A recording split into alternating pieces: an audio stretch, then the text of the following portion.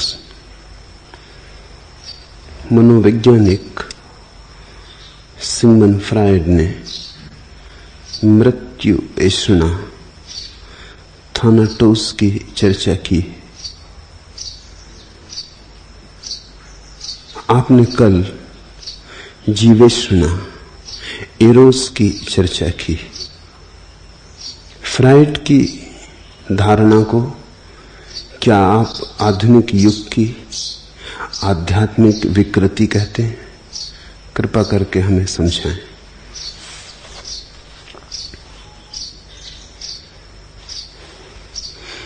जीवन द्वंद्व है और जो भी यहां है उससे विपरीत भी जरूर होगा, पता हो ना पता हो। जहां प्रेम है वहां घृणा है और जहां प्रकाश है वहां अंधकार है और जहां परमात्मा है वहां पदार्थ है। तो जीवेषणा के भीतर भी छिपी हुई मृत्यु ऐषणा होनी ही चाहिए। आधुनिक युग की विकृति नहीं है फ्रायड का वक्तव्य। फ्रायड ने एक बहुत गहरी खोज की। जीवेषणा की चर्चा तो सदा से होती रही। फ्रायड ने जो थोड़ा सा अनुदान किया है जगत की प्रतिभा को, उस अनुदान में मृत्यु ऐषणा की धारणा भी है। आदमी जीना चाहता है, यह तो सच है, लेकिन ऐसी घड़ियां भी होती हैं जब आदमी मरना चाहता है, यह भी उतना ही सच है। थोड़ा सोचो, जवान हो तुम तो जीना चाहते हो, फिर एक दिन वृद्ध हुए, शिथिल हुए गात, अंग थके, जीवन में जो जानने योग्य था जान लिया, करने योग्य था कर लिया, भोगने योग्य था भोग लिया, अब सब विरस हुआ। अब किसी बात में कोई रस नहीं आता। अब सब पुनरुक्ति मालूम होती है, ऊब पैदा होती। तो क्या तुम मरना न चाहोगे? क्या अंतरतम में एक गहरी आवाज न उठने लगे कि कब बहुत हुआ, अब पर्दा गिरे, अब नाटक समाप्त हो? जिसे पूरब के मनुष्यों ने वैराग्य कहा है, वो मृत्यु ऐषणा की ही छाया है। जिसे बुद्ध ने निर्वाण कहा है, वो मृत्यु ऐषणा की ही आत्यंतिक परिकल्पना है। क्या है निर्वाण? हम कहते हैं इस देश में आवागमन से छुटकारा। क्या हुआ इसका अर्थ? इसका अर्थ हुआ बहुत हो चुका जीवन, अब हम लौट के नहीं आना चाहते। बहुत हो चुका, एक सीमा है, अब हम थक गए हैं और हम परम विश्राम चाहते हैं। इसको ही फ्रायड मृत्यु ऐषणा कहता है। शब्द से ही मत घबरा जाना। जीवेषणा है राग, मृत्यु ऐषणा है विराग। जीवेषणा तुम्हें बांधे रखती है माया से, मृत्यु ऐषणा मुक्त करेगी। खुद फ्रायड को भी ठीक ठीक साफ नहीं है कि उसने जो खोज लिया है उसका पूरा पूरा अर्थ क्या होगा। मृत्यु ऐषणा की खोज उसने अपने जीवन के अंतिम चरण में की। शायद स्वयं भी मृत्यु ऐषणा से भर गया होगा तब की। स्वयं भी परेशान हो गया, क्योंकि जीवन भर तो लस्ट, लिबिडो, जीवेषणा, वासना, इसका ही अनुसंधान किया। और जीवन के अंतिम घड़ियों में मृत्यु ऐषणा का भी पता चला। वो बड़ा हैरान हुआ, क्योंकि वो तार्किक व्यक्ति था। उसे बड़ी बेचैनी हुई कि ये तो सारे जीवन में मैंने जो खोजा था उसका विरोध हो जाएगा। मैंने तो सदा यही कहा था कि आदमी जीने के पागलपन से जी रहा है और काम वासना मनुष्य जीवन का एकमात्र आधार है, इरोज। अब आज अचानक जीवन के अंतिम पहर में ये भी भीतर पता चल रहा कि मरने की भी आकांक्षा है। फिर इरोस का क्या हुआ, जीवेशना का क्या हुआ? फ्रायड कोई लाओत्सु का अनुयायी तो नहीं था, अरस्तु का अनुयायी था। विपरीत को मानने में उसे बड़ी अड़चन थी। वैज्ञानिक बुद्धि का व्यक्ति था, चाहता था एक से ही सब सुलझा लूं, एक ही धारणा से सब सुलझा लूं, दूसरी कोई धारणा बीच में न लानी पड़े। और ये तो दूसरी धारणा थी, न केवल दूसरी, सारे जीवन की खोज का विरोध थी, एंटीथीसिस थी, उसका प्रतिवाद थी। मगर आदमी ईमानदार था, उसने छिपाया ना। थोड़ा कम ईमान का आदमी होता तो दूसरी बात को उठाता नहीं। जीवन के अंतिम क्षण में कौन अपने जीवन के किए को लीपता पोतता है? 40 वर्षों के अथक श्रम से जिसे सिद्ध किया था, उसके विपरीत एक धारणा को अंत में डाल जाना, सारे विचार को अस्त व्यस्त करना होगा। थोड़ा कम ईमान का आदमी होता, थोड़ा कम प्रमाणिक होता, टाल जाता बात। मजबूरी कहां थी, कहता ना किसी से, चुपचाप बैठा रहता। नहीं, लेकिन आदमी ईमानदार था, उसने फिक्र ना की। उसने जाना कि अगर मेरा पूरा जीवन का दृष्टिकोण भी गिरता हो, अगर मेरे वक्तव्य में विरोधाभास भी आता हो तो आए, लेकिन जो मैंने जाना है, जो मैंने देखा है, उसे कहूंगा। बड़े झिझकते मन से उसने मृत्यु ऐसा का सिद्धांत प्रतिपादित किया।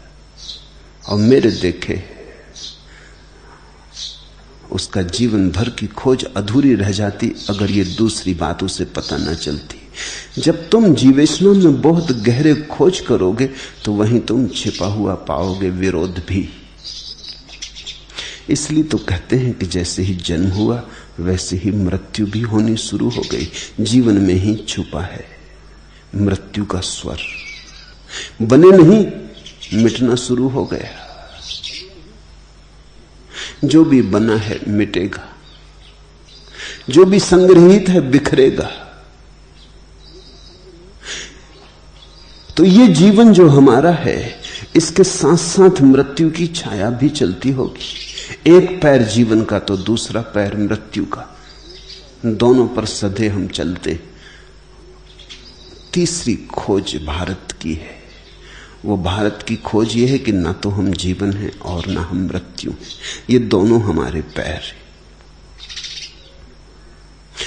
द्वंद्व इसलिए मालूम होता है अगर हम तीसरे को न देख पाए। अगर तीसरा दिखाई पड़ जाए, सिंथेसिस, ऐसा समझो इरोज की धारणा, जीवेशना की धारणा है थीसिस, एक वाद, एक सिद्धांत। फिर थानाटोस मृत्यु ऐशना की धारणा है प्रतिवाद, एंटीथीसिस। अगर दो ही रहे तो विवाद ही होगा, हल होना मुश्किल हो जाएगा। फ्रायड अगर थोड़े दिन और जीता, नहीं जिया, किसी अगले जन्म में कहीं और खोजबीन करते, सिंथेसिस, संवाद भी घटित होगा। वो समन्वय की अंतिम दशा भी घटित होगी जब वो साक्षी को भी पकड़ लेगा। वो ठीक रास्ते पर था, मंजिल अभी अधूरी थी, मगर रास्ता गलत ना था। अभी मंजिल आई ना थी, यात्रा अधूरी थी, लेकिन मार्ग ठीक था, दिशा ठीक थी। जीवन से मृत्यु पर पहुंचा था। अब एक ही उपाय बचा था कि जीवन और मृत्यु दोनों का अतिक्रमण कर जाता। उसी को अष्टावक्र ने साक्षी भाव कहा है। न तुम जीवन हो न तुम मृत्यु, जीवन और मृत्यु दोनों ही खेल हैं जो तुम चुनते हो, और एक को चुना तो दूसरा भी अनिवार्यता चुनना होता है। जिसने जीवन को चुना उसे मृत्यु भी चुननी होगी, जिसने प्रेम को चुना उसे घृणा भी चुननी होगी, जिसने सम्मान चुना उसे अपमान भी स्वीकार कर लेना होगा, जिसने मुस्कुराहट चुनी वो आंसुओं से बच ना सकेगा। वे साथ साथ हैं, देर अबेर हो सकती लेकिन द्वंद्व साथ साथ है। जब तक तुम चुनोगे तब तक विपरीत भी अपने आप चुन लिया जाएगा। तुम चाहो ना चाहो, तुम्हारी चाह अचाह का सवाल नहीं। तुमने सिक्के का एक पहलू चुना, दूसरा पहलू अपने आप तुम्हारे हाथ में आ गया। तुम देखो वर्षों बाद इससे क्या फर्क पड़ता है, लेकिन आ गया। चुनो मत, दोनों के साक्षी बनो, तो तुम दोनों के पार हो गए। आवागमन से मुक्ति, जीवन मृत्यु से मुक्ति, जन्म मरण से मुक्ति घट सकती। तीसरे तत्व की खोज करनी होगी। वो तीसरा ही महिमा आत्यंतिक रूप से महिमावान है, उस तीसरे का ही महत्व है। पूछते हो तुम, क्या ये आध्यात्मिक विकृति है आधुनिक युग की? मृत्यु ऐशना की खोज नहीं, ये आधुनिक भाषा में विराग की खोज है, वैराग्य की खोज है। ये नया शब्द है। विरागी का अर्थ क्या होता है? विरागी का इतना ही अर्थ होता है, वो कहता है अब मैं विदा होना चाहता। विरागी का इतना ही होता है, राग रंग टूट गया, वीणा के तार उखड़ गए, अब मैं विदा होना चाहता हूं। विरागी यही कहता है कि अब यहां घर बनाने योग्य कोई जगह नहीं मालूम होती, मुझे जाने दो। ये मरने की ही आकांक्षा है। फ्रायड भी ठीक से नहीं समझा। उसने अपनी इस खोज के संदर्भ में ऐसा सोचा कि बुद्ध मृत्यु ऐशना से भरे हुए। एक अर्थ में ठीक, क्योंकि जीवेशना अब नहीं है, अब जीने की कोई आकांक्षा नहीं, वो तृष्णा, वो तन्हा गई, अब कोई वासना जीने की नहीं है। इसलिए फ्रायड ने सोचा कि बुद्ध मृत्यु ऐशना से भरे हैं, और ये बुद्ध का धर्म मरने वालों का धर्म है, निराशा, अवसाद, संताप से भरे लोगों का धर्म है, नकारात्मक है। थोड़ी दूर चला, लेकिन पूरी बात उसकी पकड़ में ना आई। बुद्ध का धर्म न तो राग का धर्म है, न विराग का, वीतराग का धर्म है। परम सन्यासी वीतरागी है। वीतरागी का अर्थ हुआ विराग से भी राग ना रहा। वो आखिरी ऊंचाई है चैतन्य की। राग से राग ना रहे तो विराग, फिर विराग से भी राग ना रहे तो वीतराग। संसारी संसार से छूटने लगे तो सन्यासी, फिर सन्यास के भी ऊपर उठने लगे तो वीतराग। विराग में भी थोड़ा राग तो रहता है, विराग से हो जाता। कोई धन से राग करता है, कोई निर्धनता से राग करने लगता। कोई कहता है निर्धनता में बड़ा सुख है, कुछ ना हो पास तो बड़ा सुख है। कोई वस्त्रों से राग करता, कोई कहता नग्न होने में बड़ा सुख है, दिगंबर हो जाने में बड़ा सुख है। कोई कहता है स्त्रियां चाहिए तो सुख है, पुरुष चाहिए तो सुख है, सुंदर देह चाहिए तो सुख है। कोई कहता है नहीं, स्त्रियों से दूर, पुरुषों से दूर, देहों से दूर, जंगल में, एकांत में, अकेले में, जहां कोई ना बचे, वहां सुख है। लेकिन ये एक ही सिक्के के पहलू हैं, एक दूसरे के विपरीत मालूम होते पर एक दूसरे के सहयोगी हैं। वीतराग की दशा है दोनों के पार, पूरा सिक्का छोड़ दिया हाथ से। कृष्णमूर्ति जिस अवस्था को चॉइसलेसनेस कहते, निर्विकल्पता, चुनाव का अभाव, फ्रायड उसके करीब आता जरूर। आदमी अनूठा था, लेकिन उसकी अपनी सीमाएं थी, और पूरब के धर्मों से वो कभी ठीक से परिचित नहीं हुआ। उसके मन को ईसाईयत और यहूदी धर्मों ने बड़े विरोध से भर दिया था। ईसाईयत और यहूदी धर्म की कोई बड़ी ऊंची अभिव्यक्तियां नहीं है, बड़ी साधारण अभिव्यक्तियां हैं। क्राइस्ट तो ठीक वही है जहां बुद्ध है, लेकिन ईसाईयत उस ऊंचाई को नहीं पहुंच सकी जहां बुद्ध के अनुयायियों ने बुद्ध के विचार को पहुंचाया, उस परिशुद्धि को, उस प्रज्ञा को। मोजेस तो वही है जहां लाओत्सु है, लेकिन यहूदी मोजेस को वहां ना उठा सके जहां लाओत्सु के शिष्यों ने लाओत्सु को उठाया और लाओत्सु के विचार पर आकाश में एक ताना बाना बुना, अत्यंत परिशुद्ध। ईसाईयत और यहूदी धर्म की बड़ी साधारण अभिव्यक्तियां हैं, बड़ी प्राथमिक, परिष्कार नहीं है। राजनीति ज्यादा है, धर्म कम है। व्यवसाय ज्यादा है, धर्म कम है। धर्म औपचारिक मालूम होता है। रविवार को चर्च हो आता है, आदमी वो सोच लेता है बात पूरी हो गई, रविवारी धर्म है, बाकी 6 दिन कोई प्रयोजन नहीं। थोड़ी बहुत प्रार्थना को जगह, ध्यान के लिए कोई जगह नहीं, समाधि की कोई धारणा नहीं, इसलिए बहुत ऊंचाई की बात नहीं थी। फ्रायड सिर्फ इन 2 धर्मों से परिचित था। पूरब के धर्म, उपनिषद, ताओ ते किंग, ज़ेन, तंत्र, तिलोपा, बोधि धर्म, नागार्जुन, वसुबंधु, धर्मकीर्ति, इनकी कोई पहचान उसे न थी। ऐसे कमल भी खिले हैं, इसका उसे कुछ पता न था, इसलिए उसकी सीमाएं थी। उसने पश्चिम के साधारण धर्मों को ही धर्म मान लिया। धर्म की गहरी समझ चाहिए हो तो पूरब में ही डुबकी लगानी जरूरी, जैसे विज्ञान की गहरी समझ चाहिए हो तो पश्चिम में डुबकी लगानी जरूरी। पश्चिम की मौलिक प्रतिभा विज्ञान में प्रकट हुई है, पूरब की प्रतिभा धर्म में प्रकट हुई है।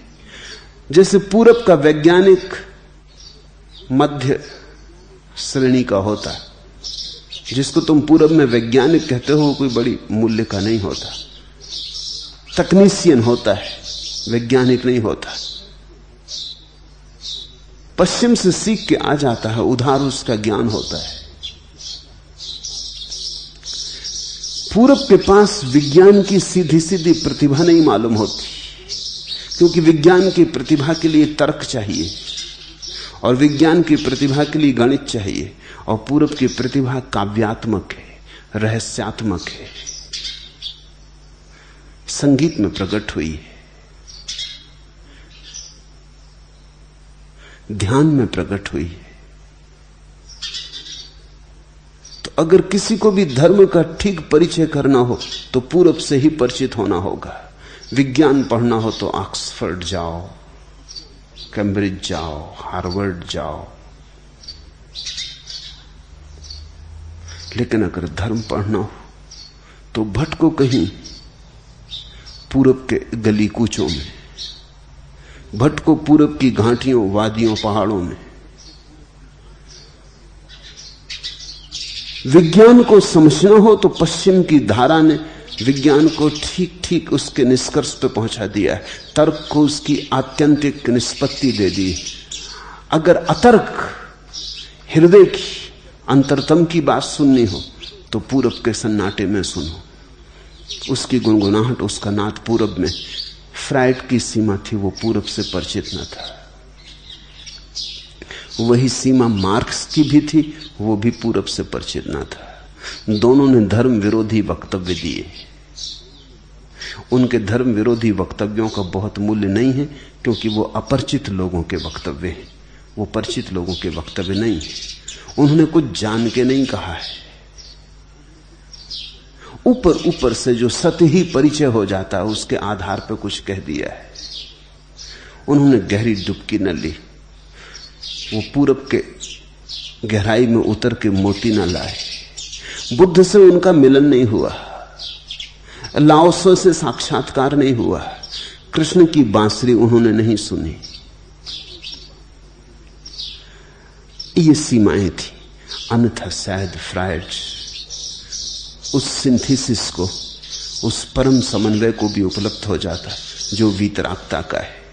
पर जो बात उसने मृत्यु एषणा के संबंध में कही वो सच है। हम तो उसे जानते रहे, हमने उसे मृत्यु एषणा कभी नहीं कहा था, ये बात भी सच है। हमने उसे कहा था वैराग्य भाव। मगर क्या अर्थ होता है वैराग्य भाव का? अगर राग का अर्थ होता है और जीने की इच्छा, तो वैराग्य का अर्थ होता है अब और न जीने की इच्छा। बहुत हुआ, पर्याप्त हो गया, हम भर गए, अब हम विदा होना चाहते नहीं। आधुनिक मन की कोई विकृति नहीं। आधुनिक वैज्ञानिक पद्धति के द्वारा पुराने वैराग्य को नया नाम दिया गया है, शुभ है। मेरे लेखे फ्रायड की मृत्यु एषणा का गहन अध्ययन होना चाहिए। वो उपेक्षित है, उसका बहुत अध्ययन नहीं किया गया। जैसे हम मृत्यु की उपेक्षा करते हैं, वैसे ही हमने मृत्यु एषणा के सिद्धांत की भी उपेक्षा की। तो फ्रायड के लिबिडो, काम वासना का तो खूब अध्ययन हुआ है, बड़ी किताबें लिखी जाती, लेकिन मृत्यु एषणा का बहुत कम अध्ययन हुआ है। बड़ी मूल्यवान खोज है वो, और जीवन के अंतिम परिपक्व दिनों में उसने दी, इसलिए मूल्य और भी गहन हो जाता है।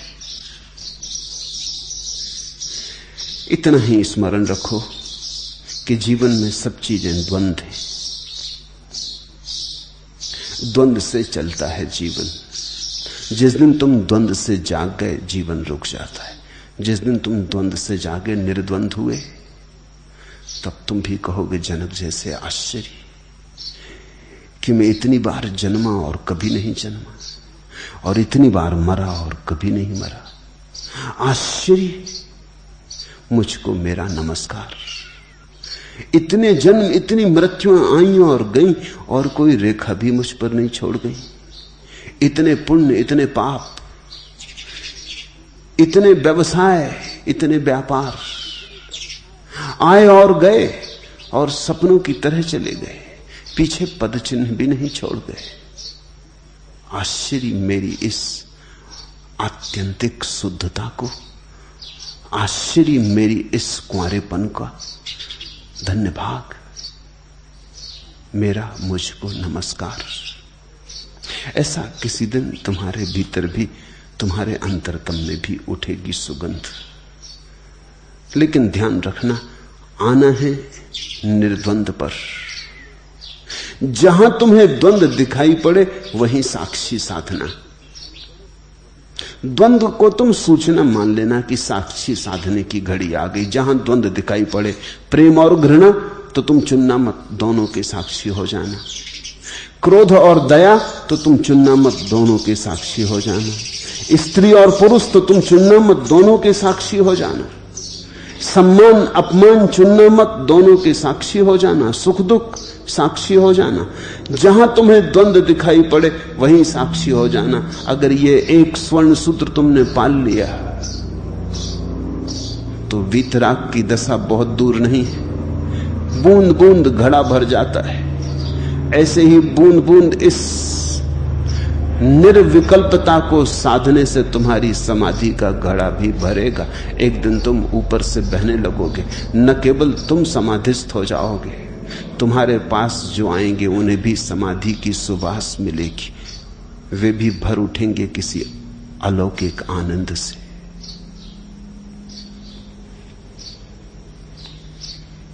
दूसरा प्रश्न,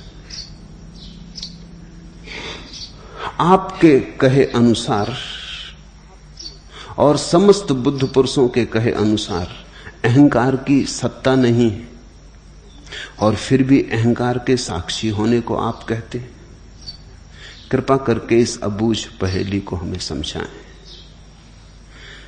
न तो अबूझ है न पहेली है, सीधी सी बात है। तुम अंधेरे को देख पाते हो या नहीं? और अंधेरे की कोई सत्ता नहीं। अंधेरा मात्र अभाव है। फिर भी अंधेरे को तुम देख पाते हो या नहीं? देख तो पाते हो। तुम्हारे देखने से ही अंधेरे की सत्ता थोड़ी सिद्ध होती।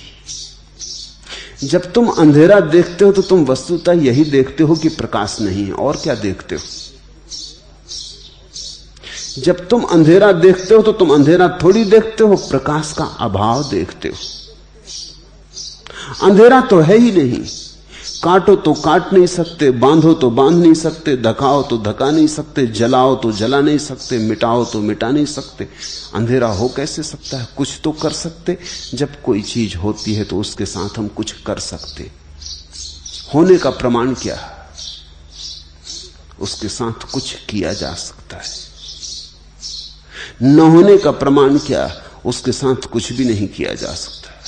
अंधेरा भरा है तुम्हारे कमरे में, ले आओ तलवारें, काटो, धक्के दो, बुला लो पहलवानों को, मार काट मचाओ, तुम ही थक के गिरोगे, तुम ही को चोटें लग जाएंगी। अंधेरा अपनी जगह रहेगा। अंधेरे का तुम कुछ भी नहीं कर सकते, क्योंकि अंधेरा अभाव है। हां, रोशनी के साथ तुम बहुत कुछ कर सकते हो। दिया जलता हो, बुझा दो फूंक के, गई रोशनी। बुझा दिया हो, जला दो, हो गई रोशनी। इस कमरे में ना हो, दूसरे कमरे से ले आओ। अपने घर में ना हो, पड़ोसी से मांग लो। प्रकाश के साथ तुम हजार काम कर सकते हो। ख्याल किया? अंधेरे के साथ कुछ करना हो तो भी प्रकाश के साथ कुछ करना पड़ता है। अंधेरे को हटाना है, जलाओ प्रकाश को, लेकिन जलाते प्रकाश को। अंधेरे को लाना है, बुझाओ प्रकाश को, लेकिन बुझाते प्रकाश को। जो है उसके साथ कुछ किया जा सकता, लेकिन फिर भी अंधेरा दिखाई तो पड़ता है। ऐसा ही अहंकार है, उसकी कोई सत्ता नहीं, वो आत्मा का अभाव है। तुम्हें अपना पता नहीं, इसलिए अहंकार मालूम होता है। जिस दिन तुम्हें अपना पता चल जाएगा, उसी दिन अहंकार मालूम ना होगा। आत्मभाव में कोई अहंकार नहीं रह जाता है। और चूंकि तुम अपने को भुला बैठे, विस्मरण हो गया, तुम्हें याद न रही कि तुम कौन हो, तो बिना कुछ प्रतिमा के बनाए काम नहीं चल सकता। तो एक कल्पित प्रतिमा बना ली है अहंकार की कि मैं ये हूं। मेरे पिता का नाम, घर का नाम, मेरा पता ठिकाना, कितनी डिग्रियां, कितने प्रमाण पत्र, लोग क्या कहते मेरे बाबत। तुमने एक फाइल बना ली। इससे तुम किसी तरह इस जिंदगी में अपने संबंध में कुछ भान पैदा कर लेते हो, एक रूप बना लेते हो जिसके सहारे काम चल जाता है। अन्यथा बड़ी मुश्किल हो जाएगी। कोई तुमसे पूछे कि तुम कौन हो, और अगर तुम सच्चा उत्तर देना चाहो तो तुम खड़े रह जाओगे। वो आदमी फिर पूछे कि भाई बोलते नहीं, तुम कौन हो, और तुम कंधे बिचकाओ। यही सच्चा होगा उत्तर, क्योंकि पता तो तुमको भी नहीं कि तुम कौन हो। तो वो आदमी तुम्हें पागल समझेगा। कहां से आ रहे हो तुम कोई उत्तर नहीं दे सकते नहीं, क्योंकि तुम्हें पता नहीं कहां से आ रहे हो। कहां जा रहे हो कुछ पता नहीं, तो तुम पागल ही समझे जाओगे।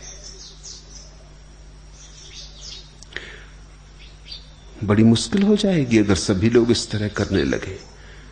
अगर सभी लोग छोड़ दें झूठी मान्यताएं अपने संबंध में,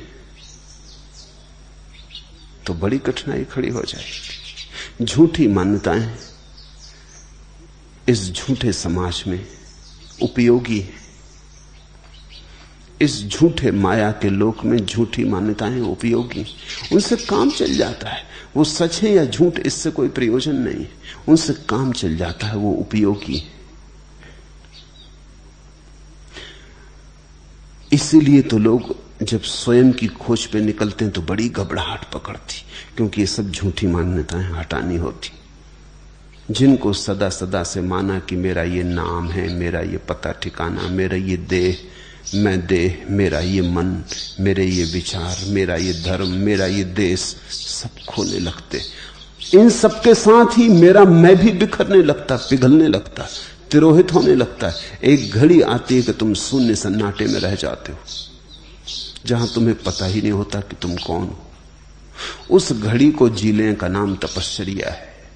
वो घड़ी बड़ी तप की जब तुम्हें बिल्कुल पता नहीं रहता कि मैं कौन।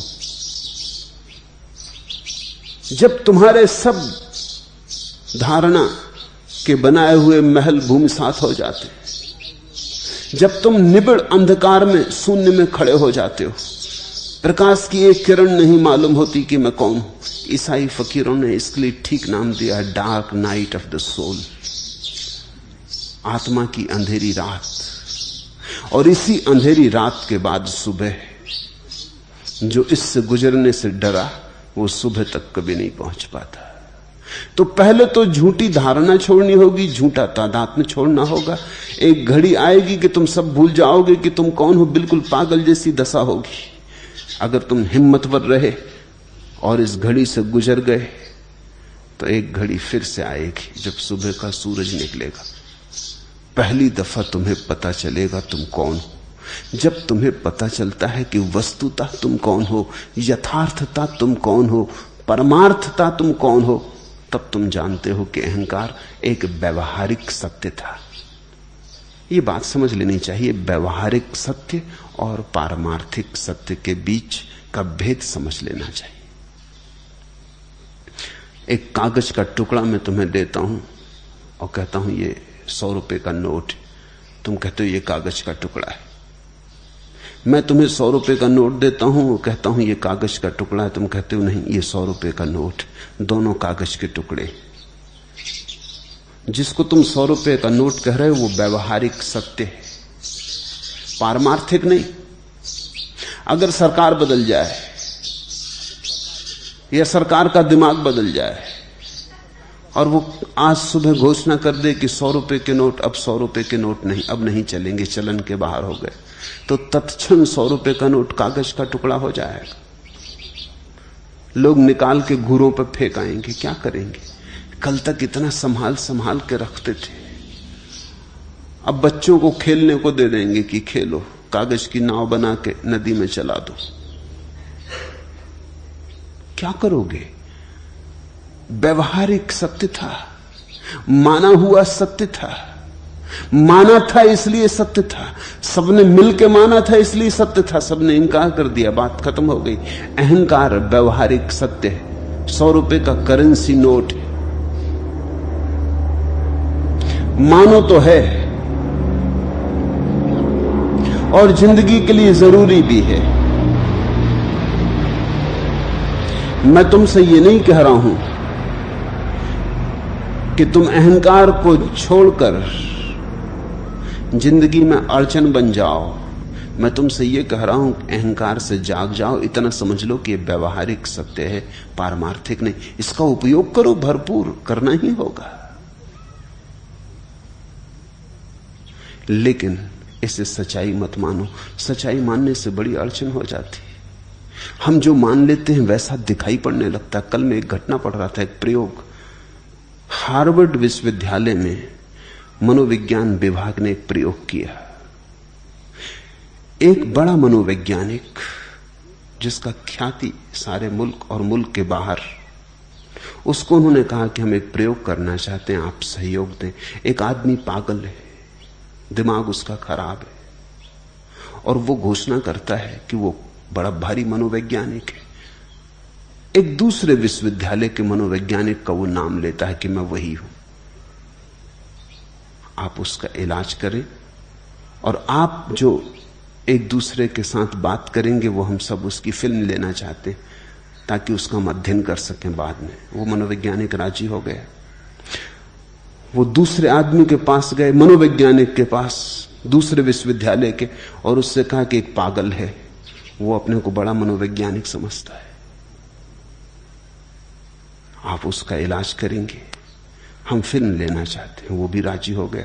ये दोनों बड़े मनोवैज्ञानिक, इन दोनों को वो एक कमरे में लाए, पर दोनों एक दूसरे को मान रहे हैं कि दूसरा पागल है और गलती से, भ्रांति से घोषणा कर रहा है कि मैं बड़ा मनोवैज्ञानिक। उन्होंने पूछा आप कौन? दोनों ने उत्तर दिया, दोनों ने वही उत्तर दिया जो सही था। उनके लिए सही था। लेकिन दूसरा मुस्कुराया, उसने कहा था अच्छा तो बिल्कुल दिमाग इसका खराब ही है, ये अपने को क्या समझ रहा है। दोनों एक दूसरे का इलाज का उपाय करने लगे, और जितना वो पागल, क्योंकि दोनों एक दूसरे को पागल हैं, जितना एक दूसरे को उपाय करने लगा इलाज का, वो दूसरा भी चकित हुआ कि हद हो गया, पागलपन की भी सीमा है।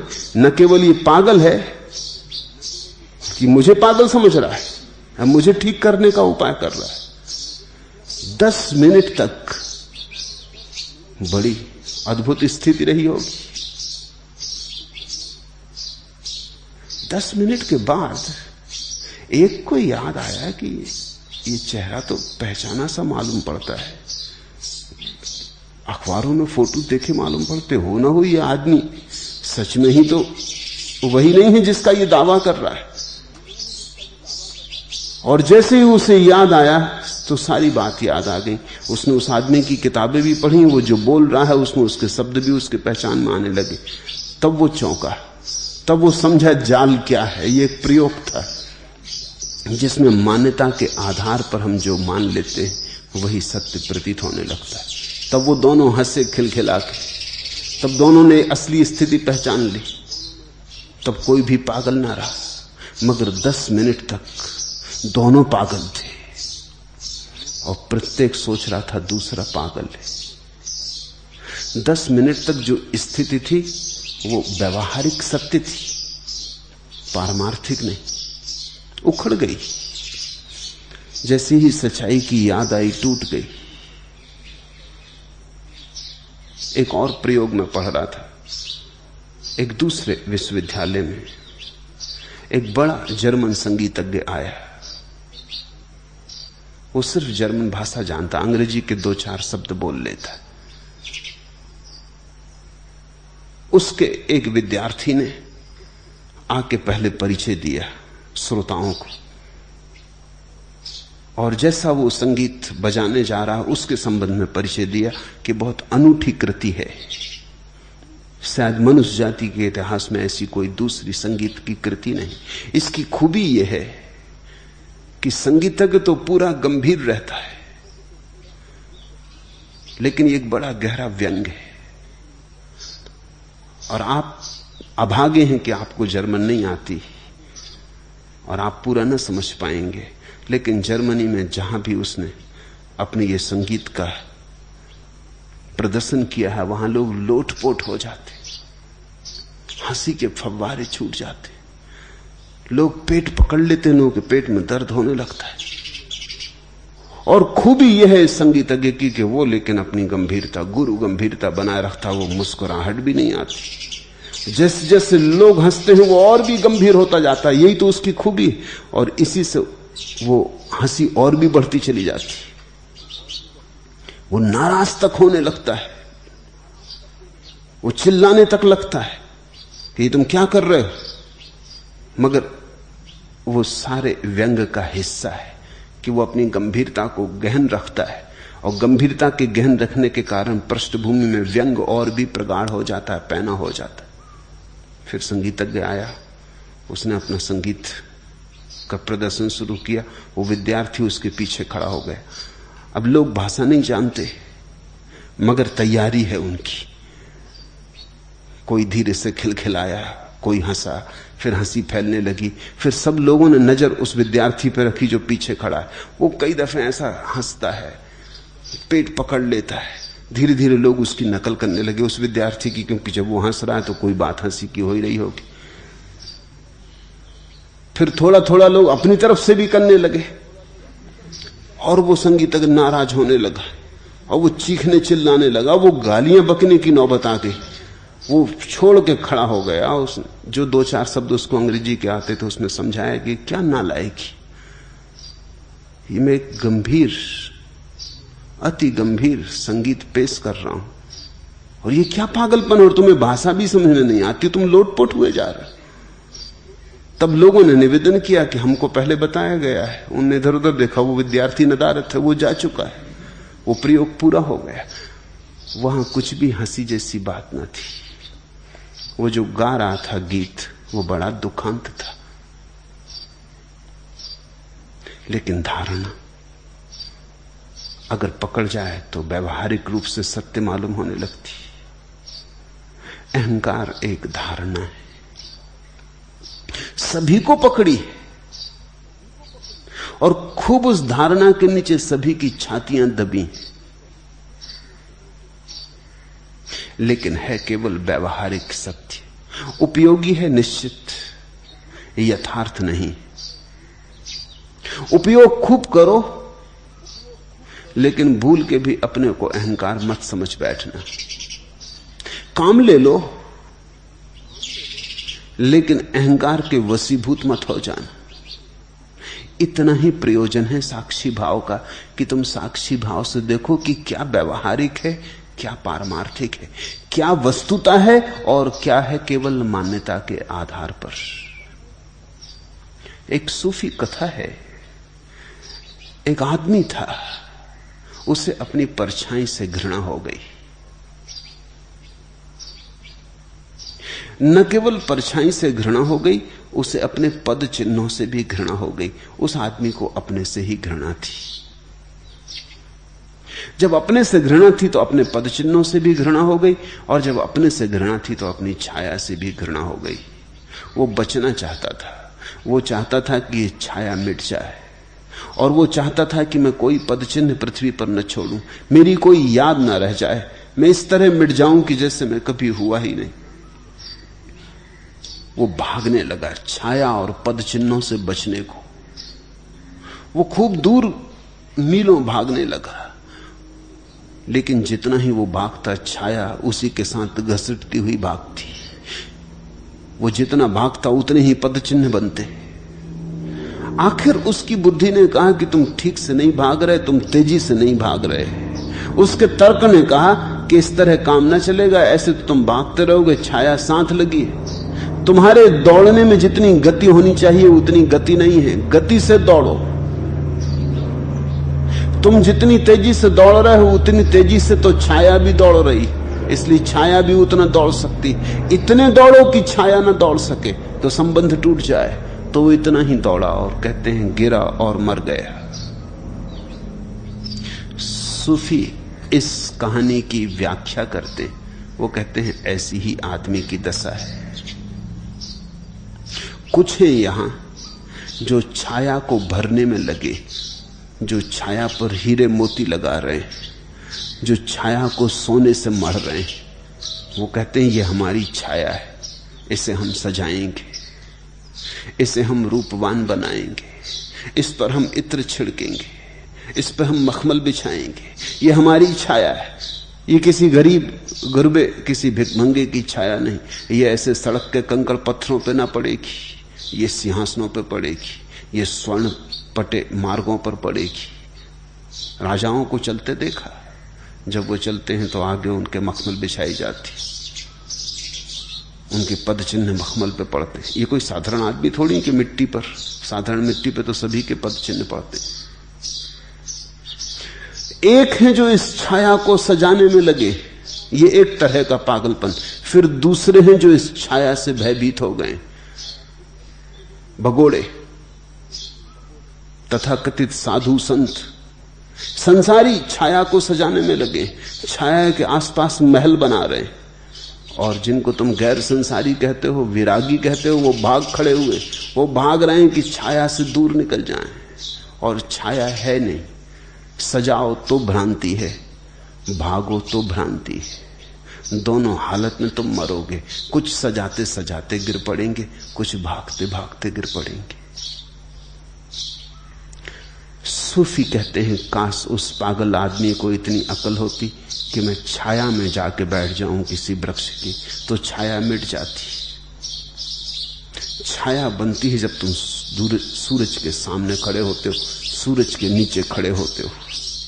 छाया बनती है जब तुम धूप में खड़े होते हो, प्रकाश में खड़े होते हो। छाया बनती है जब तुम अहंकार की घोषणा करते हो, जब तुम कहते हो देखे दुनिया मुझे, पहचाने दुनिया मुझे, पड़े प्रकाश सारी दुनिया का मुझ पर। जब तुम सम्मान चाहते हो, सफलता चाहते हो, तब छाया बनती सूरज की रोशनी में। सूफी कहते हैं काश ये पागल आदमी हट गया होता, किसी छप्पर के नीचे शांति से बैठ गया होता, छाया मिट गई होती। जो सम्मान नहीं चाहते, जो पद प्रतिष्ठा नहीं चाहते, जो यश गौरव नहीं चाहते, उनकी छाया मिट जाती है। वो छाया में खुद ही बैठ गए, अब छाया बनेगी कैसे? काश ये आदमी बैठ जाता तो पद चिन्ह बनने बंद हो जाते। भागने से कहीं पद चिन्ह बनने बंद होंगे, और बनेंगे, और ज्यादा बनेंगे। तुमने देखा यहां सांसारिक लोगों को चाहे लोग भूल भी जाएं, संतों को नहीं भूल पाते। सांसारिक आदमी के पद चिन्ह तो जल्दी ही मिट जाते हैं, क्योंकि वहां बड़ी भीड़ चल रही, वहां करोड़ों लोग चल रहे हैं। कौन तुम्हारे पद चिन्हों की चिंता करेगा? तुम निकल भी ना पाओगे कि तुम्हारे पद चिन्ह रौंद दिए जाएंगे। लेकिन साधु संतों के पद चिन्ह बनते, वहां कोई भी नहीं चलता, वहां ज्यादा संघर्ष और प्रतियोगिता ही नहीं। साधु संत बड़े अकेले चलते हैं, उनके पद चिन्ह सदियों तक बने रहते। काश वो आदमी सिर्फ बैठ जाता विश्राम में, जिसको अष्टावक्र ने कहा काश उसने अपनी चेतना में विश्राम कर लिया होता, तो न पद चिन्ह बनते, न पृथ्वी विकृत होती, न छाया बनती, न छाया से बचने का उपाय करना पड़ता, न वो आदमी इस बुरी मौत मरता, इस कुत्ते की मौत मरता।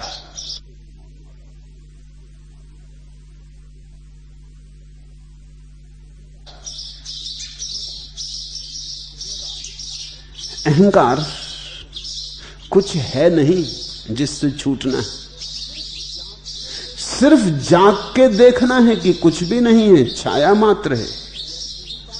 तुम व्यर्थ ही भागे जा रहे, व्यर्थ ही परेशान हो रहे हो। बैठ जाओ, कुछ भी नहीं है। एक व्यवहारिक उपयोगिता है, उपयोग कर लो। बोलोगे तो कहना पड़ेगा मैं भी बोलता हूं तो कहता हूं मैं, बुद्ध भी बोलते हैं तो कहते हैं मैं, कृष्ण भी बोलते हैं तो कहते हैं मैं। लेकिन वहां मैं जैसा कोई भी नहीं। वो जानते हैं कि मैं सिर्फ एक भाषागत उपयोगिता है, एक व्यवहारगत उपयोगिता है। संवाद की जरूरत है, कहना पड़ती है, मानी हुई बात है, सत्य नहीं। साक्षी होने का इतना ही अर्थ है कि तुम गौर से देख लो जो भी तुम्हारी दशा है। उस गौर से देखने में तुम्हें पता चल जाएगा क्या है और क्या नहीं। जो है वही है आत्मा, जो नहीं है वही है अहंकार। तीसरा प्रश्न, आपने उस रोज कहा तुम किसी अंश में पूरे नहीं, तुम किसी अंश में नहीं, पूरे के पूरे गलत हो। जो भी हो गलत ही हो। इसका क्या कारण? अहंकार या अज्ञान, दर्प या भ्रांति, और क्या अहंकार और अज्ञान अन्योन्याश्रित है? पहली बात, ये सब नाम ही है एक ही बीमारी के अलग अलग। जैसे कि तुम्हें कोई बीमारी हो, तुम आयुर्वेदिक चिकित्सक के पास जाओ, वो कुछ नाम बताए, वो कहे कि तुम्हें दमा हो गया। और तुम जाओ एलोपैथिक चिकित्सक के पास और वो कहे कि तुम्हें अस्थमा हो गया। तो तुम इस चिंता में मत पड़ना कि तुम्हें दो बीमारियां हो गई, कि तुम बड़ी मुश्किल में पड़े, दमा भी हो गया, अस्थमा भी हो गया। फिर तुम जाओ किसी और यूनानी हकीम के पास और किसी होम्योपैथ के पास, और वो अलग अलग नाम देंगे, क्योंकि वो अलग अलग भाषाएं हैं, उनकी अलग पारिभाषिक शब्द हैं। आदमी की बीमारी तो एक है, कहो अज्ञान, कहो अहंकार, कहो माया, कहो भ्रांति, कहो बेहोशी, मूर्छा, प्रमाद, पाप, विस्मरण, जो तुम कहना चाहो। बीमारी एक है, नाम हजार है। तो पहली बात तो ये स्मरण रखना कि तुम्हारी बीमारियां बहुत नहीं। इससे भी मन हल्का हो जाएगा कि एक ही बीमारी, और तुम्हें हजारों बीमारियों का इलाज भी नहीं करना। नहीं तो बीमारी इलाज मार डालेंगे। बीमारी तो एक तरफ रहेगी, औषधि मार डालेंगी। तुम्हारी बहुत बीमारियां नहीं हैं। माया, मत्सर, लोभ, मोह, क्रोध, ये सब अलग अलग बीमारियां नहीं हैं। ये एक ही बीमारी की अलग अलग अभिव्यक्तियां, अलग अलग रूप रंग है। ये एक ही बीमारी के अलग अलग नाम है। अहंकार बिल्कुल ठीक है नाम, मुझे पसंद, क्योंकि इस मैं भाव से ही सब पैदा होता। मैं भाव से मेरा पैदा होता, मेरे से सारा माया मोह बनता। मैं भाव से जरा जरा में क्रोध आता, जरा चोट लग जाए तो क्रोध आ जाता। मैं भाव से दूसरों के प्रति निंदा पैदा होती, अपने को ऊंचा करने का, दूसरों को नीचा करने की आकांक्षा पैदा होती। मैं भाव से प्रतिस्पर्धा, गला घोंट प्रतिस्पर्धा शुरू होती कि सबको पछाड़ देना है, हरा देना, पराजित कर देना। मुझे जीत के घोषणा करनी है कि मैं कौन हूं। मैं से संघर्ष पैदा होता, विरोध पैदा होता, युद्ध पैदा होता, हिंसा पैदा होती। और जितना ही ये मैं में तुम डूबने लगते हो, उतनी बेहोशी बढ़ती जाती। ये गहरा नशा हो जाता है। तुमने देखा अहंकारी को चलते हुए जैसे हमें शराब पिए हुए।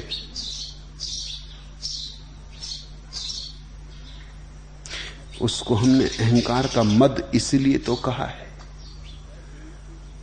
उसके पैर जमीन पे ही नहीं पड़ते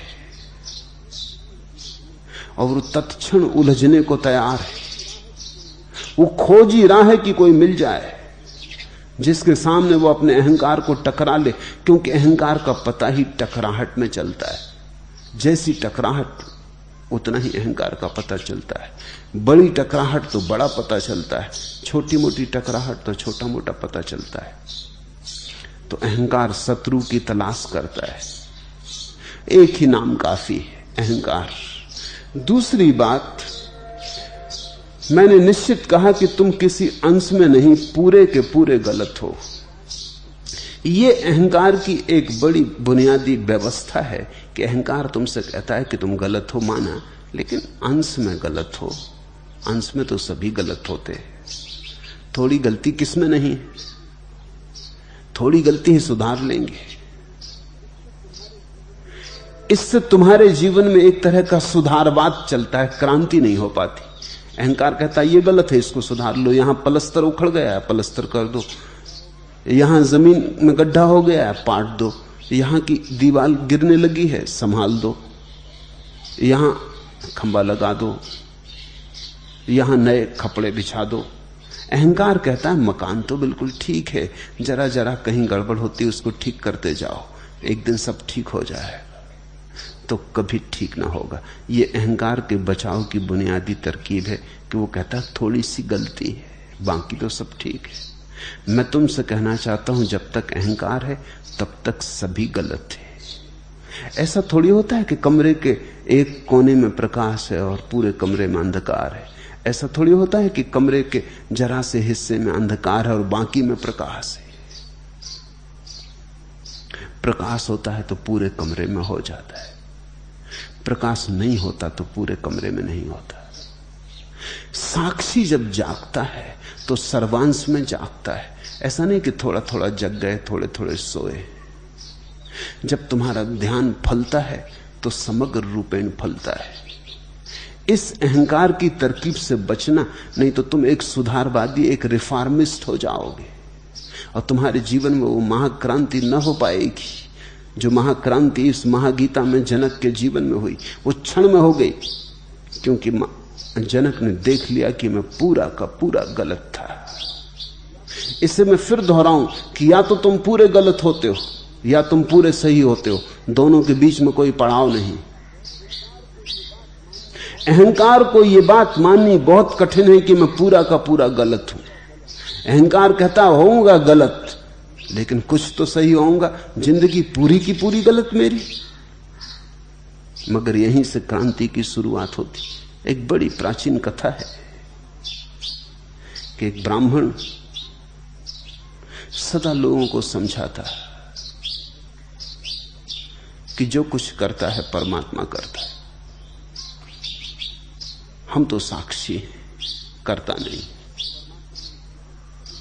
परमात्मा ने उसकी परीक्षा लेनी चाहिए। वो गाय बन के उसकी बगिया में घुस गया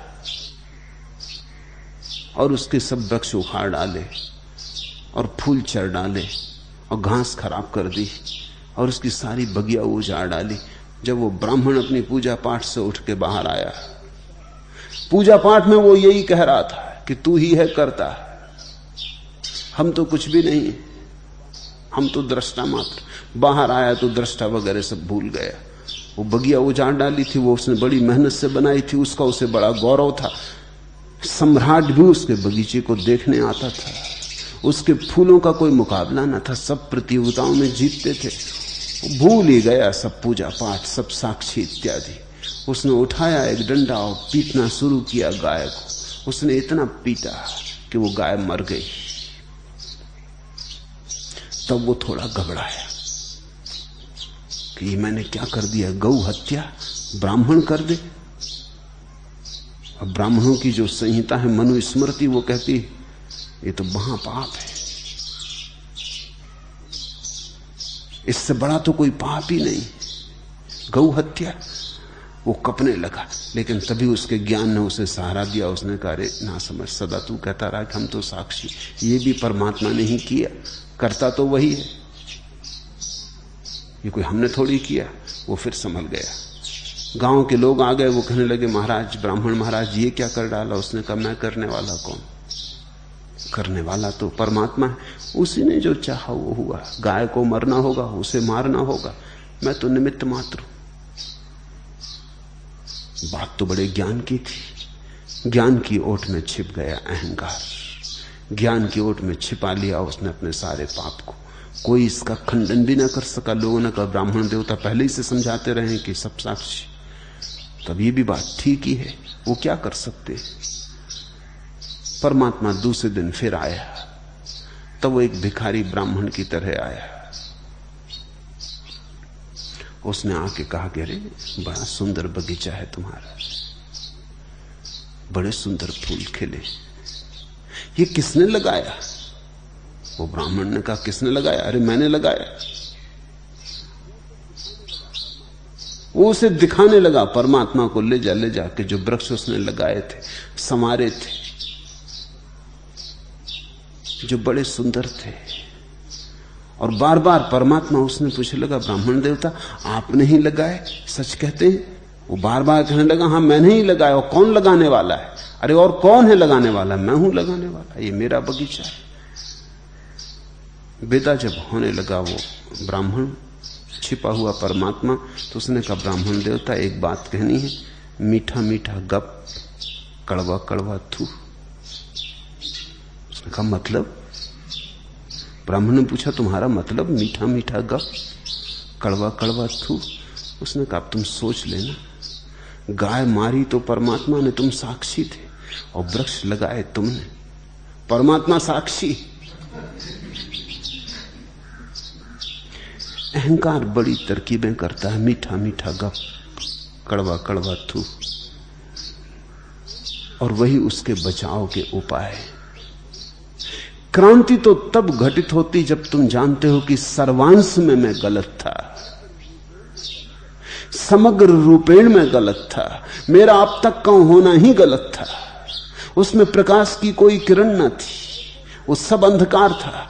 ऐसे बोध के साथ ही क्रांति घटित होती है और तत्क्षण प्रकाश हो जाता है। सुधारवादी मत बनना, सुधारवादी से ज्यादा तुम सज्जन बन सकते हो। मैं तुम्हें क्रांतिकारी बनाना चाहता हूं। क्रांति तुम्हारे जीवन में संतत्व को लाएगी। तुम्हारे जो संत हैं वो सज्जन से ज्यादा नहीं। वास्तविक संत तो परम विद्रोही होता है। विद्रोह स्वयं के ही अतीत से, विद्रोह अपने ही समस्त अतीत से वो अपने को विच्छिन्न कर लेता है, वो तोड़ देता है सातत्य। वो कहता है मेरा कोई नाता नहीं उस अतीत से, वो पूरा का पूरा गलत था, मैं सोया था अब तक, अब मैं जागा।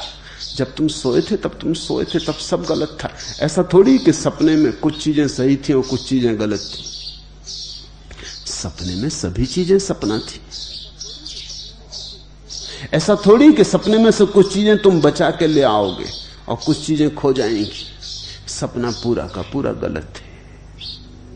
अहंकार एक मूर्छा है, एक सपना है, उसे तुम पूरा ही गलत देखना। यद्यपि अहंकार कोशिश करेगा कि कुछ तो बचा लो, एकदम गलत नहीं हूं, कई चीजें अच्छी हैं। अगर तुमने कुछ भी बचाया अहंकार से, अहंकार पूरा बच जाएगा। अगर सपने में से तुमने कुछ भी बचा लिया और तुम्हें लगता रहा कि यह सच है, तो पूरा सपना बच जाएगा। क्योंकि जिसको सपने में अभी सच दिखाई पड़ रहा है वो अभी जागा नहीं।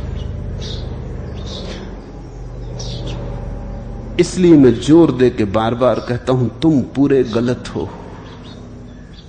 इससे तुम्हें बेचैनी होती, तुम मुझसे कभी नाराज भी हो जाते हो कि पूरे गलत। ऐसा तो नहीं हो सकता कि हम बिल्कुल ही गलत हों। तुम्हारे अहंकार को मैं कोई जगह बचने की नहीं देता। तुमसे कहता हूं तुम पूरे ही गलत हो। लेकिन इससे तुम उदास मत होना, क्योंकि इससे मैं एक और बात भी कह रहा हूं जो शायद तुम्हें सुनाई ना पड़ रही हो, कि तुम चाहो तो पूरे के पूरे अभी सही हो सकते हो। उस आशा के दीप पर ध्यान दो। अगर पूरे गलत हो तो पूरे के पूरे सही हो सकते हो। अगर तुम थोड़े थोड़े गलत हो, थोड़े थोड़े सही हो, तो तुम थोड़े थोड़े गलत हो, थोड़े थोड़े सही ही रहोगे। तब तुम पूरे के पूरे सही ना हो सकोगे। तब तुम घसीटते रहोगे अपने अतीत को। तब तुम एक मिश्रित खिचड़ी रहोगे, और खिचड़ी होने में सुख नहीं, खिचड़ी होने में नरक है। तुम शुद्ध हो, तुम एक रोशनी से भरो, और उस रोशनी से भरने के लिए इतना ही जानना जरूरी है कि तुमने अभी तक अपने को जो माना है वह तुम नहीं हो। तुम कोई और हो, कोई अज्ञात तुम्हारे भीतर छिपा है। कोई अज्ञात कमल तुम्हारे भीतर खिलने को राजी है। जरा मुड़ो भीतर की तरफ, जरा रुको, किसी छाया में बैठो, धूप में मत भागो। विश्राम, और उसी विश्राम में ध्यान और समाधि। चौथा प्रश्न, कल आपने कहा कि धार्मिक व्यक्ति सदा विद्रोही होता है, तो क्या विद्रोही व्यक्ति सहज हो सकता है?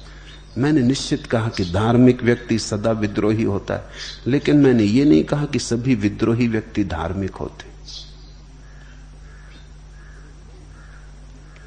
विद्रोही कोई हो सकता है बिना धार्मिक हुए, लेकिन धार्मिक कोई नहीं हो सकता बिना विद्रोही हुए। तो फिर धार्मिक विद्रोही और विद्रोही में क्या फर्क होगा? जो साधारण विद्रोही है, जिसमें धर्म नहीं है, राजनीतिक सामाजिक विद्रोही है, उस विद्रोही का जीवन कभी सहज नहीं हो सकता। वहां तो बड़ा तनाव होगा, वहां तो 24 घंटे चिंता और बेचैनी होगी। धार्मिक विद्रोही का अर्थ है सहज। विद्रोह करने के लिए विद्रोह नहीं, किसी के खिलाफ विद्रोह नहीं, अपनी सहजता में रहने की आकांक्षा है धार्मिक व्यक्ति का विद्रोह। वो स्वयं में जीना चाहता है। इस स्वयं में जीने में जो चीजें भी बाधा डालती हैं वो उन्हें स्वीकार नहीं करता। उसकी तोड़ने की कोई आकांक्षा नहीं, वो किसी के विरोध में भी नहीं जाना चाहता। वो इतना ही चाहता है कि उसकी स्वतंत्रता में कोई बाधा ना बने। न तो वो किसी की स्वतंत्रता में बाधा बनना चाहता, न किसी को अपनी स्वतंत्रता में बाधा बनने देना चाहता है। धार्मिक विद्रोही प्रतिक्रियावादी नहीं है, वो किसी के विरोध में नहीं है, वो सिर्फ अपने पक्ष में। इस बात को तुम ख्याल में ले लेना। राजनीतिक विरोधी को अपना तो कुछ पता ही नहीं है, वो किसी के विरोध में, जो भी सत्ता में है उसके विरोध में। जिसके हाथ में भी ताकत है उसके विरोध में, क्योंकि ताकत उसके हाथ में होनी चाहिए, अपने हाथ में होनी चाहिए, दूसरे के हाथ में है तो गलत है। राजनीतिक विद्रोही अहंकार का विद्रोह है, धार्मिक विद्रोही अहंकार का विसर्जन है और सहज स्वभाव में जीने की प्रक्रिया है।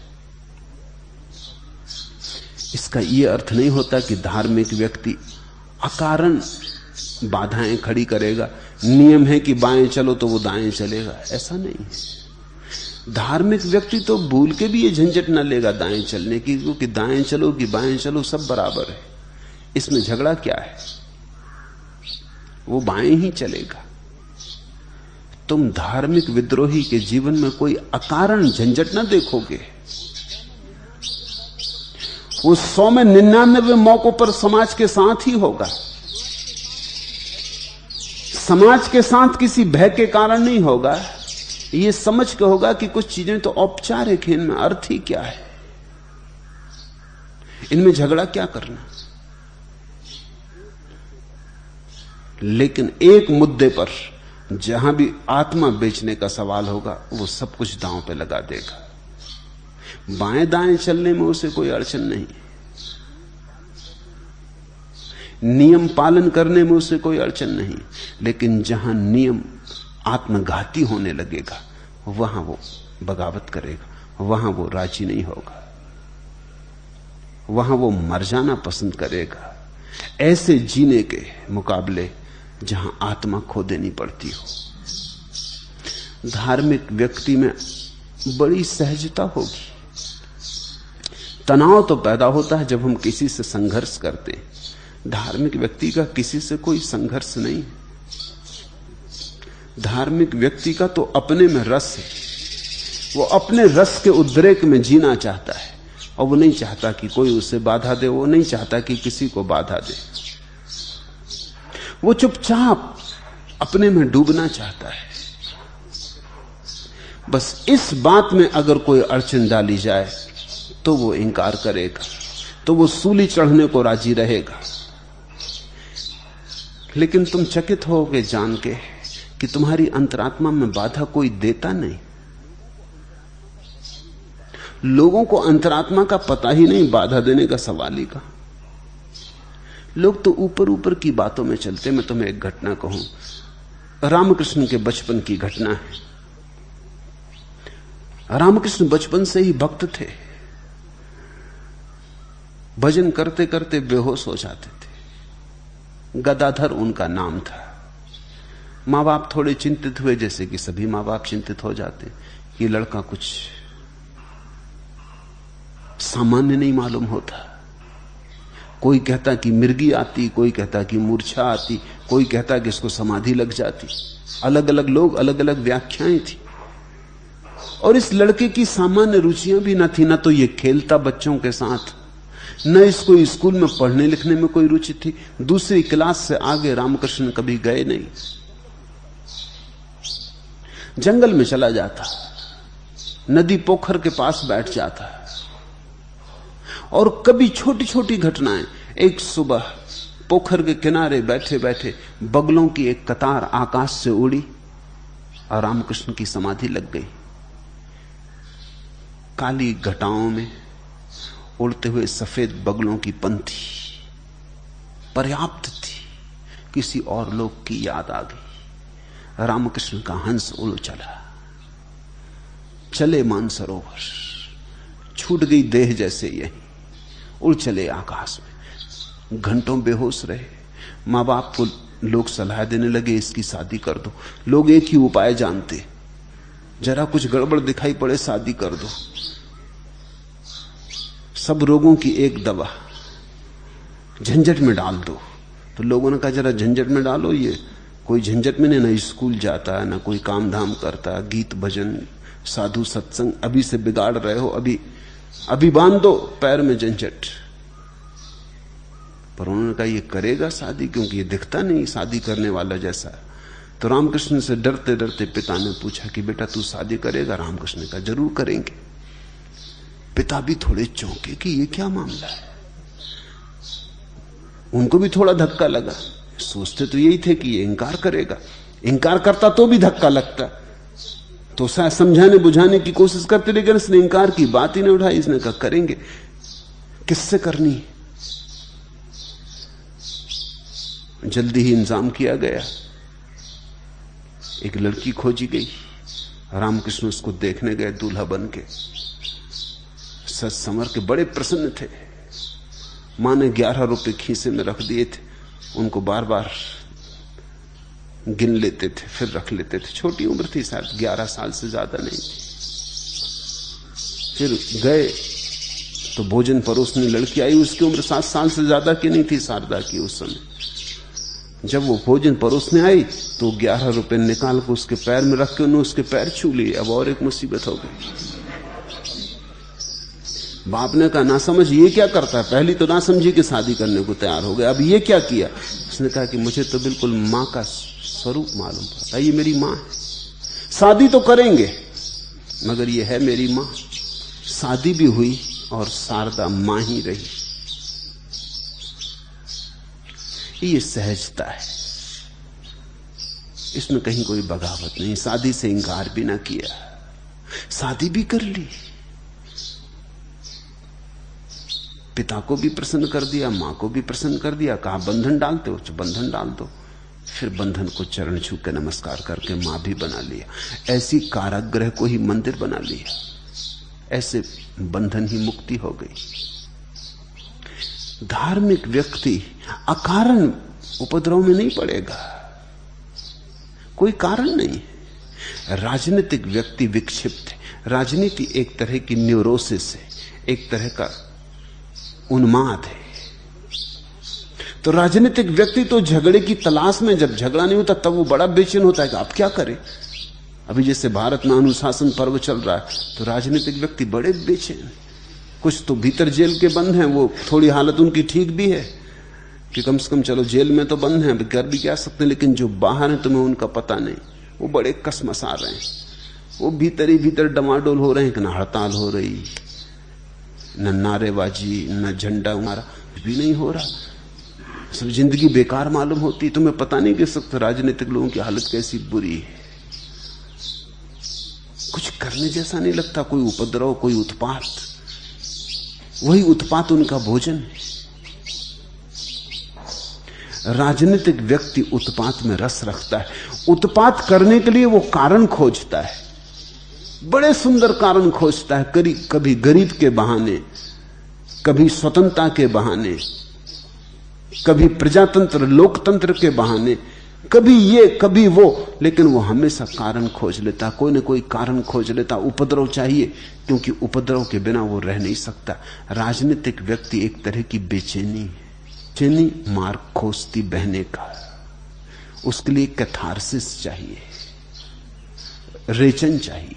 धार्मिक व्यक्ति एक सहज शांति है। 100 में 99 मौकों पर तो तुम उसे कभी विरोध में ना पाओगे। हाँ, एक मौके पर वो नहीं कहेगा, जरूर कहेगा, और उस मौके पर जब वो नहीं करेगा तो वो नहीं निरपेक्ष नहीं होगी, उसमें कोई शर्त नहीं होगी, उसके हां में बदलने का कोई उपाय नहीं।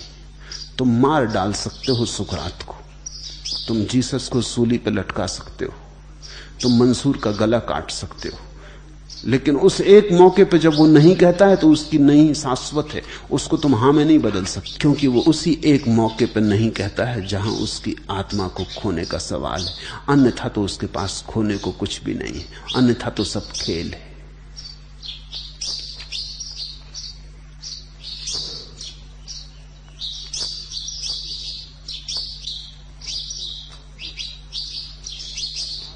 पांचवा प्रश्न, आप तो सतत प्रभु प्रसाद लुटा रहे हैं, प्रभु कृपा की वर्षा हो रही, परंतु हम चूकते ही चले जाते हैं, पात्रता कैसे संभव होगी।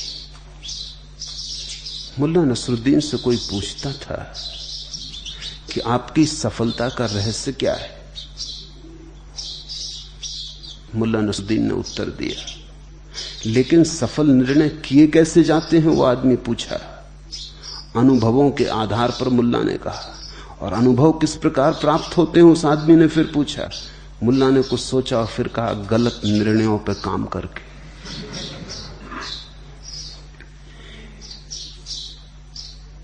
मैं तुमसे कुछ कह रहा हूं,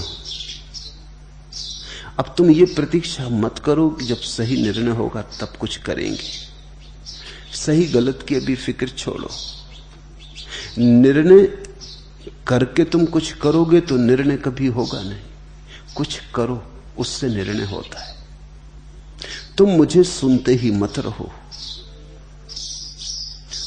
उसे जीवन में उतारो। मैं सागर उंडेल दूं तुम में तो किसी काम का नहीं। एक बूंद तुम उपयोग में ले आओ तो काम की सिद्ध होगी, वही तुम्हारा सागर बनेगी। सुनते ही मत रहो कि अभी तो गुनेंगे, सुनेंगे, समझेंगे, सोचेंगे, औरों से पूछेंगे, तुलना करेंगे, फिर निष्पत्तियां बनाएंगे, फिर अनुभव में उतारेंगे, तो तुम चूक जाओगे। तो ये वर्षा होके भी चली जाएगी, तुम खाली के खाली रह जाओगे। ये बादल आए और थोड़ी सी बात जो तुम्हें भा जाए, मैं कहता हूं भा जाए, मैं ये भी नहीं कह रहा हूं कि तुम्हें तुम्हारी बुद्धि को तर्क रूप से सही लगे, मैं कहता हूं भा जाए, तुम्हें पसंद आ जाए, तुम्हारे भीतर गुनगुन होने लगे किसी बात से, कोई बात तुम्हारे मन में गुदगुदी ले आए, कुछ गदगद कर जाए, उसे करो। जरूरी नहीं कि वो सही ही हो, मैं कहता भी नहीं कि जरूरी है, पर इतना मैं कहता हूं उसे करने से लाभ होगा। सही होगी तो पता चल जाएगी सही है, तो तुम और उसे करना। अगर गलत होगी तो पता चल जाएगा कि गलत है, तो तुम उसे छोड़ देना और उस तरह की बातों के भ्रम में दोबारा मत पड़ना। जैसे साक्षी की बात कह रहा हूं, साक्षी बनो, थोड़ी थोड़ी साक्षी की तरफ जीवन चेतना को दौड़ाओ, थोड़े झरोखे खोलो।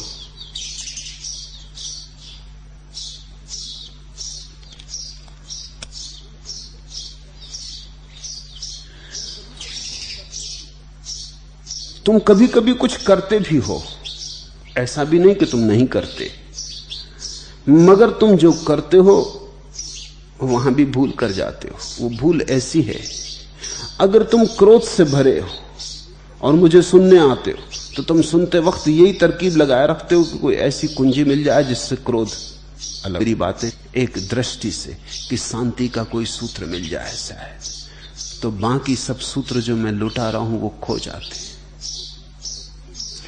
और उन्हीं सबको तुम समझते तो शांति का सूत्र भी समझ में आता। और तुम मैं जो कह रहा हूं अगर अपने संदर्भ में उसको पकड़ोगे तो उसका अर्थ विकृत हो जाएगा, तो क्रोधी क्रोध का दमन करने लगेगा। मैं तो कह रहा हूं साक्षी बनो, लेकिन तुम साक्षी के नाम पर दमन करने लगोगे, क्योंकि तुम्हारी मूल इच्छा साक्षी बनने की है ही नहीं। तुम्हारी मूल इच्छा तो इतनी ही थी कि क्रोध से छुटकारा हो जाए। ऐसा हुआ, एक आदमी ने मुझे आके कहा कि कल रात सर्कस में बहुत भगदड़ मच गई, एक शेर पिंजरे से निकल भागा। फिर क्या हुआ मैंने पूछा, उसने कहा प्रत्येक व्यक्ति भाग खड़ा हुआ, लेकिन एक संत पुरुष वहां मौजूद थे। वो बड़े हौसले में रहे, वो जरा भी ना डरे, जरा भी भयभीत ना हुए। मैंने पूछा उन्होंने क्या किया, तो उसने कहा कि वो संत पुरुष तत्क्षण शेर के खाली पिंजड़े में जा कूदे और अंदर से दरवाजा बंद करके बैठ गए। अब तुम भागो, उल्टी नहीं, वस्तुतः तो संत पुरुष ही ज्यादा कुशल आदमी, क्योंकि एक बात पक्की कि सिंह और कहीं जाए पिंजड़े में वापस आने वाला नहीं, अपने से तो आने वाला नहीं। सब जगह खतरा है, सिर्फ पिंजड़े में खतरा नहीं। मैं तुम्हें ऐसे संत पुरुष नहीं बनाना चाहता हूं। लोग संसार से भाग के पिंजड़ों में बंद हो जाते, मंदिर, मस्जिद, गुरुद्वारे पिंजड़े, वहां सिंचों में बैठ जाते। वहां कोई सिंह इत्यादि नहीं आते। लेकिन वो भी बचाव है, जीवन क्रांति नहीं, पलायन है।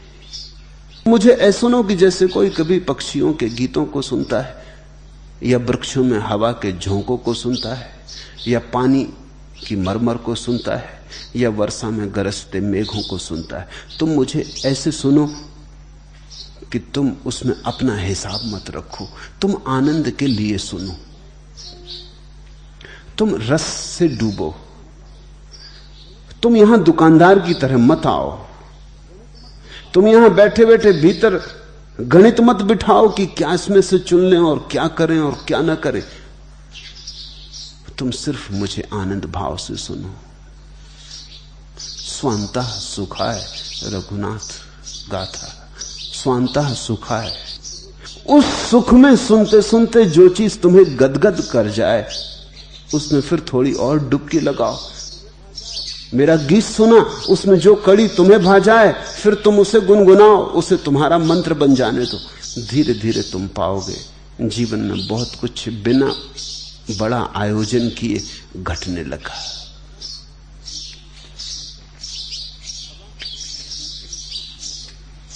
हवा कहीं से उठी बही, ऊपर ही ऊपर चली गई, पथ सोया ही रहा।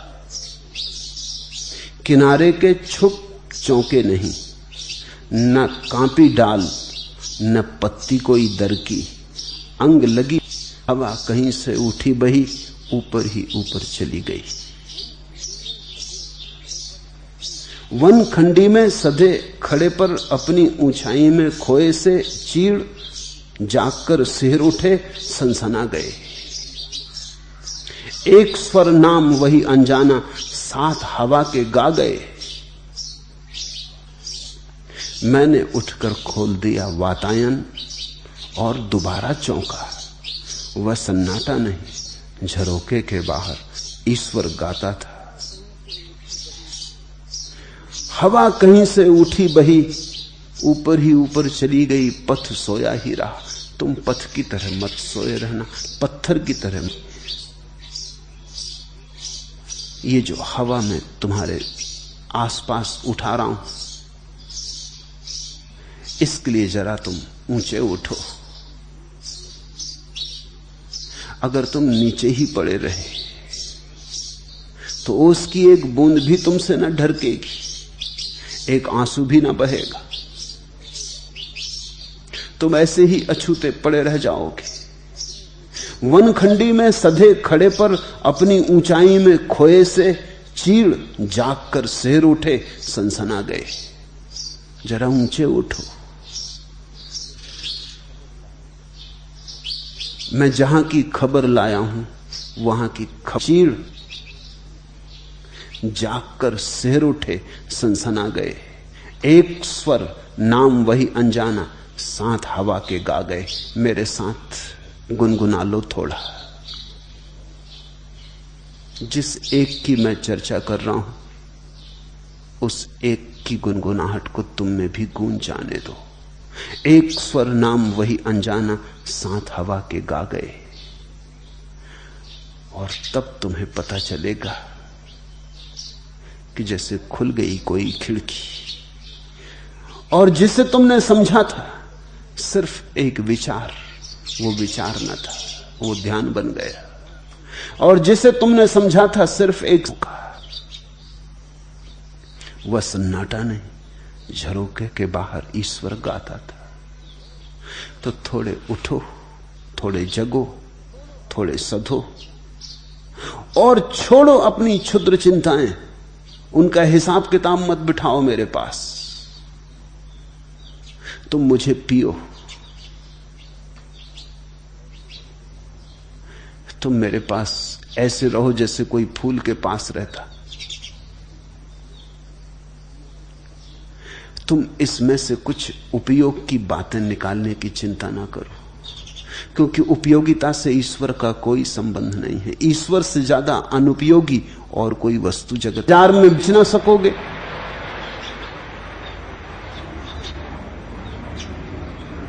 क्या उपयोग है ईश्वर का? किसी काम ना आएगा, अर्थहीन, प्रयोजन शून्य। मैं तुमसे जो कह रहा हूं, तुमने अगर उसे उपयोगिता की दृष्टि से सुना तो तुम चूक जाओगे। मैं कोई शिक्षक नहीं हूं, मैं तुम्हें कुछ उपयोगी बातें नहीं सिखा रहा हूं जो तुम्हारी जिंदगी में काम आएंगी। मैं तुम्हें कुछ दर्शन कराना चाहता हूं जिसका कोई उपयोग नहीं है सिवाय इसके कि तुम सच्चिदानंद से भर जाओगे, सिवाय इसके कि तुम आनंद मग्न हो जाओगे, मदमस्त हो जाओगे, भनक भी ना पड़ेगी। या राह के किनारे छोटे छोटे पौधों की तरह तुम रह जा सकते हो। उनके शिखर ही इतने ऊंचे नहीं कि आकाश की हवाएं उन्हें छू सके, तो एक ओस की बूंद भी ना ढरकेगी, एक आंसू भी ना बहेगा, तुम्हें पता भी ना चलेगा कि हवा आई और चली गई। बुद्ध आए, कितनों को पता चला। थोड़े से चीड़ जैसे उठे वृक्ष अपने में खोए से, आकाश में खड़े से, उतंग उनके शिखर पर बुद्ध की हवा छुई। कृष्ण आए, किसने सुना? कृष्ण की बांसुरी सभी तक तो नहीं पहुंची। अष्टावक्र ने कहा, जो मुझे निष्प्रयोजन आनंद से सुनेगा, स्वांतः सुखा है तुलसी रघुनाथ गाथा, वही पालेगा। उसके जीवन में धीरे धीरे क्रांति घटनी शुरू हो जाती।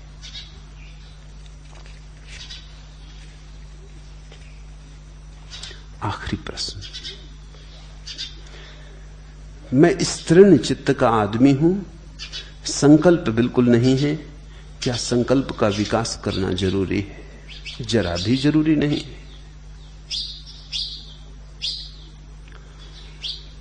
समर्पण पर्याप्त है। अपने चित्त को पहचानो, कुछ भी और बदलने की झंझट में पड़ना मत, क्योंकि बदल तुम पाओगे ना। अगर तुम्हारा चित्त भावपूर्ण है तो तुम लाख उपाय करो, तुम उसे संकल्प से ना भर पाओगे। अगर तुम्हारा चित्त हृदय से भरा है तो तुम बुद्धि का आयोजन न कर पाओगे। जरूरत भी नहीं, ऐसी उलझन में पड़ना भी मत, अन्यथा तुम जो हो वो भी न रह जाओगे और जो तुम होना चाहते हो वो तो तुम हो ना सकोगे। गुलाब का फूल गुलाब की फूल की तरह ही चढ़ेगा प्रभु के चरणों में, कमल का फूल कमल के फूल की तरह चढ़ेगा।